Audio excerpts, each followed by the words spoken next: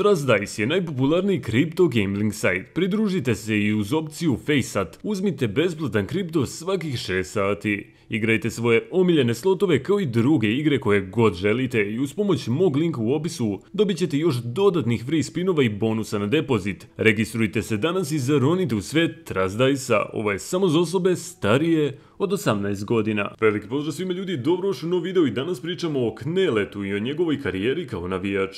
Obavezno ostavite like i subscribe, hajmo da probamo 1000 lajkova na ovom videu. Odajte video do kraja i obavezno na kraju videa dajte neko vaše mišljenje.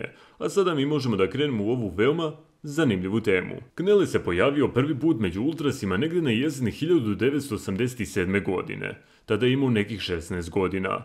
Doveo ga je Radule sa Konjarnika pred neki košarkaški derbi koji se igra u Pioniru.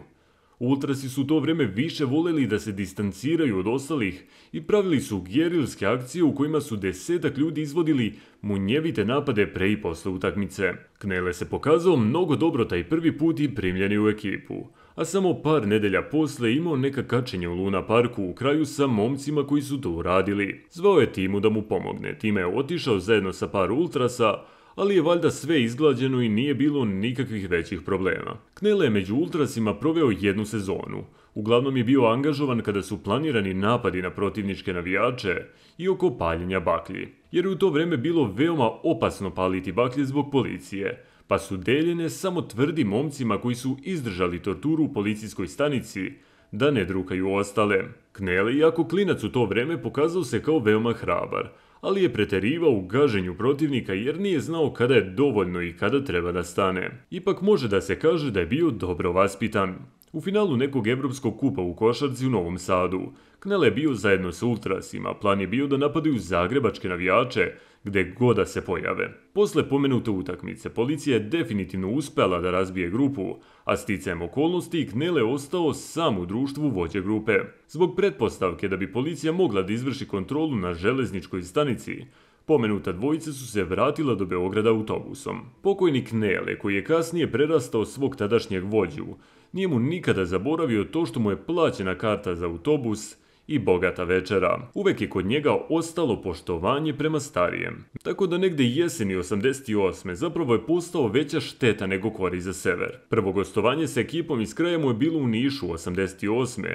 kada su po vozu otimali šalove i novac. Nekomu je u povratku polomio glavu flašom, ali to je za Kneleta bio samo podstreh da postane još žešći. Posle godinu dana provedenih među ultrasima, Knele nastavio da ide na utakmice sa starim momcima iz kraja braće Jerković. Bio je veoma povodljiv i više mu se dopadalo da zajedno sa ekipom gradi imidž opasnih momaka, nego što ga je interesovao uspeh grupe. Ne pripadavši više grupi kada bi dolazio na sever, Knele je otimao baklje kome je stigao i tako kvario planiranu koncepciju izgleda tribine. Međutim, Knele je pominjan u pismu oko ujedinjenja svih grupa u Delije, kako je trebao da zauzme mesto vođe mladih navijača. To je trebala da mu bude neka vrsta titule i razlog da ne pravi više probleme na severu. Međutim, on se već opredelio za neke druge stvari koje uopšte nisu vezane za navijače i za navijanje. Knele učestvovao u jednoj od prvih pucnjava te epohe koja se dogodila na Tašu.